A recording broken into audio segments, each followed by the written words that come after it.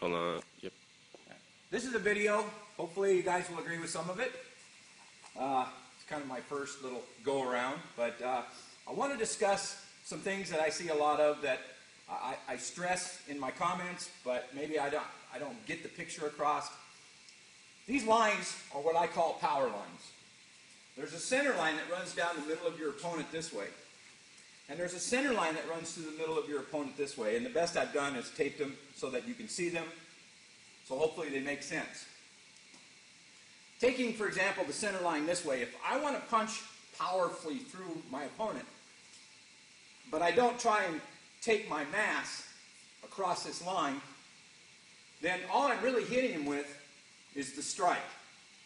Now I'm a 245-pound man, and although I still want to believe I'm 240. But anyway, I'm a 245-pound man, and if I can put 245 pounds behind my shots, then speed obviously creates power, strength creates power, but moving mass through your target is also a great way to create power.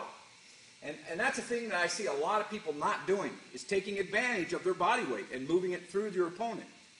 So what I'm trying to stress in this video is how you can make yourself 10 times more powerful by including all of the things that you're currently doing and learning to work power lines.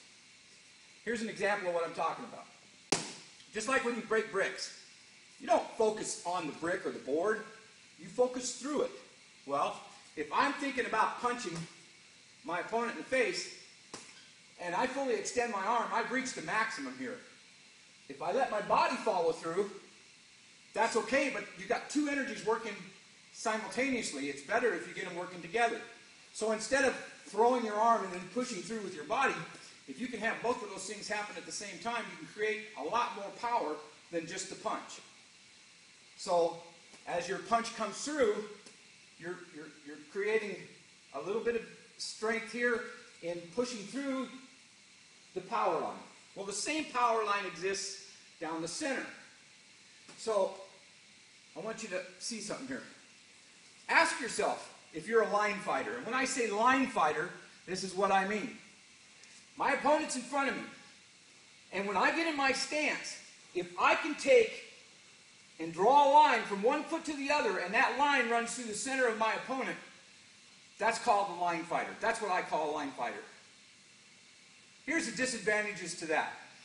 If anything comes from one side or the other, I'm nothing more than on a balance beam with the center of my opponent. Now, some styles like to use the 45-degree horse. Some like to use various different stances. But the main thing that you have to be conscious of is that you're not on a line through the center of your opponent. Because if he throws a round kick, or if he throws something from this side, or if he throws a powerful strike of any kind that comes from the outside, you have no foundation without having to take a step. That shouldn't be.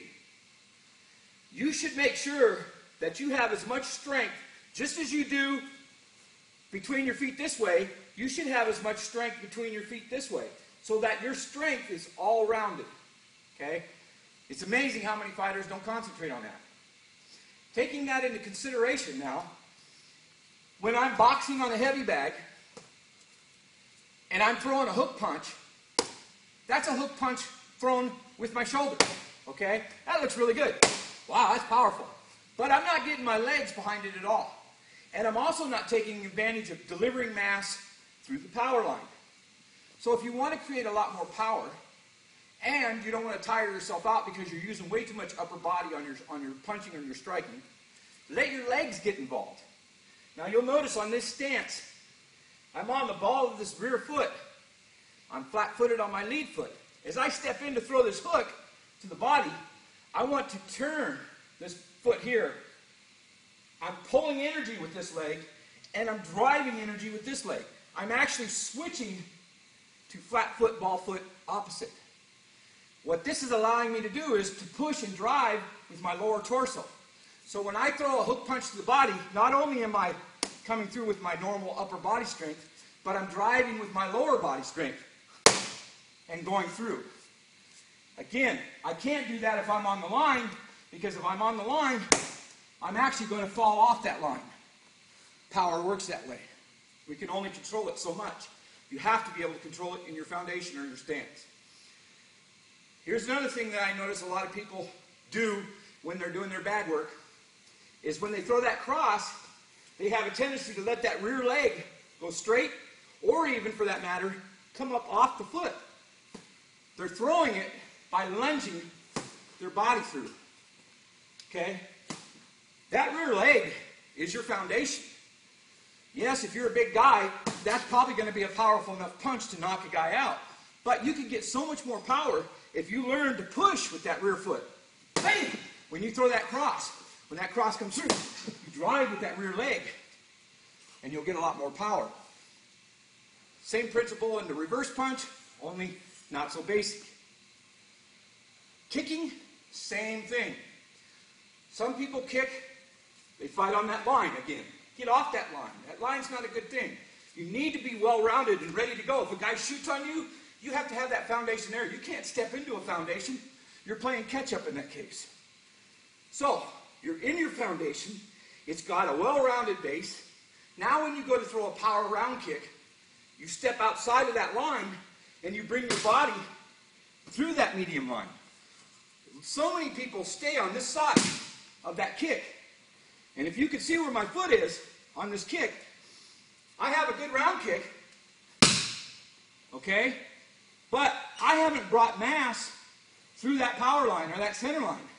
If I take mass by stepping through and pulling this kick through, there's a hell of a lot more power, because now I have the ability to drive on top of speed, on top of strength, on top of centrifugal force. All those energies come into play. Hopefully, that makes a little bit of sense, and you guys will buy into my bullshit. Thank you.